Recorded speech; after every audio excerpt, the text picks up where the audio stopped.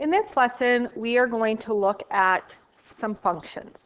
If you think back to Math 10, which of the following graphs are functions and how do you know? Now, if you think back to grade 10, there was a little rule or a test that we used when we had graphs, and it was called the vertical line test. And that was, if you were to draw a vertical line anywhere through the graph, it could only intersect the graph at one point for it to be a function. So this first one here is a function. The second one would also be a function because no matter where you draw the vertical line, it is only intersecting at one point. But in number 3 here, if you draw a vertical line, it intersects the graph in 2 points. Therefore, it fails the vertical line test and it would not be a function.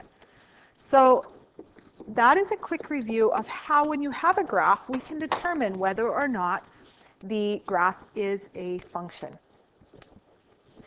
Functions are relations where each x value is paired with only one y value. So x's cannot repeat.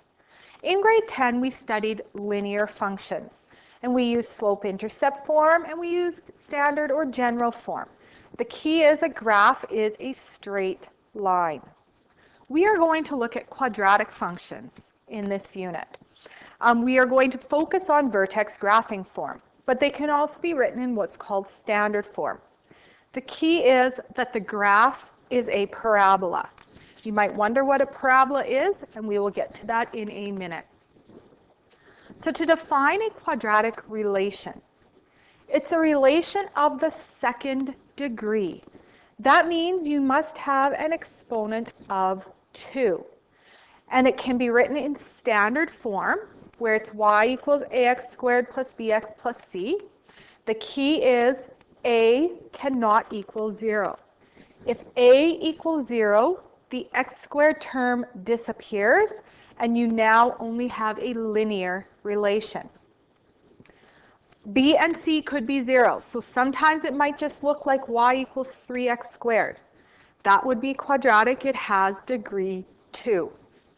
Or it could be written in vertex graphing form, which is y equals a times x minus p all squared plus q. Again, it's very important that a is not equal to 0. If the coefficient of a is ever equal to 0 in either form, you lose your second degree. Here's a parabola, and it's the shape of the graph of any quadratic relation. So as you can see, it's like a U, and it either opens up or down. Which of the following represents a quadratic function?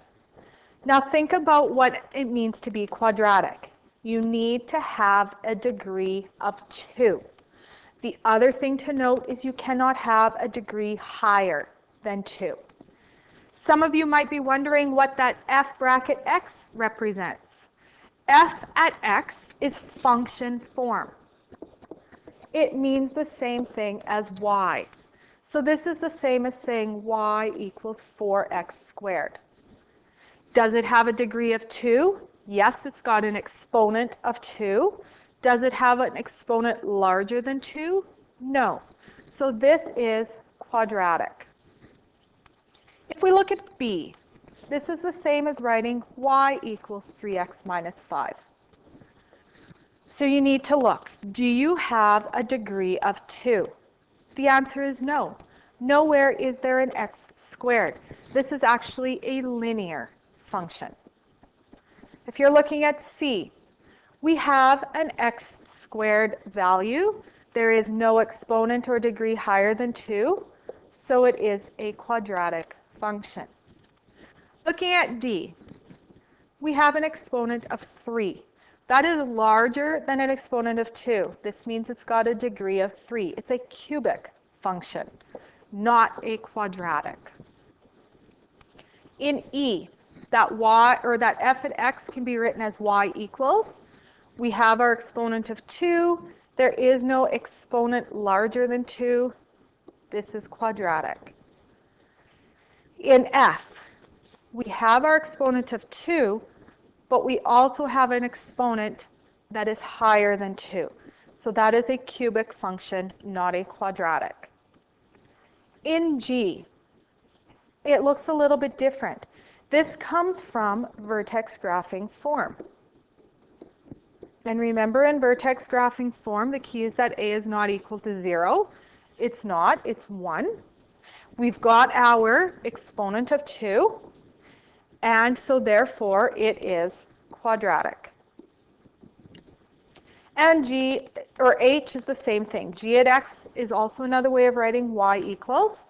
And again, this is just like vertex form. We have our exponent 2. There is no exponent higher. It is a quadratic function. We want to identify a, p, and q in the following functions. So I'm going to write vertex form out again so that you can remember where each value is located. In the first one, a is 2. It is the number in front of the bracket. P, this is where students will get confused. What sign do you put with it? P is actually 4. Notice the minus sign is part of vertex form. The p value is what comes after the minus sign. So p is 4. Q is 11. Second one. Looks a little funny. This is the same as saying x minus 0 squared. All right, so if there is no bracket, it's because it was an x minus 0. So now a is negative 2, p is 0, q is 15. Looking at the third one, again, we could, if we needed to look at it in vertex form, we could write it as x minus 0 squared plus 0. Now what is the a? When there's nothing in front of that bracket, it's not 0, it's 1. P is 0, q is 0. I want to add one more question here, because here's a place where students will get confused. A question like this. A is negative 5, q is negative 3. What is p? P is actually negative 1. Some of you are going to go, why? Remember, the form is x minus p. In order to have a plus sign there, the p value had to have been negative, because then a negative and a negative makes a positive. So one thing to keep in mind, if that doesn't make sense to you, just remember your p value is going to be opposite of the sign that you actually see in the bracket.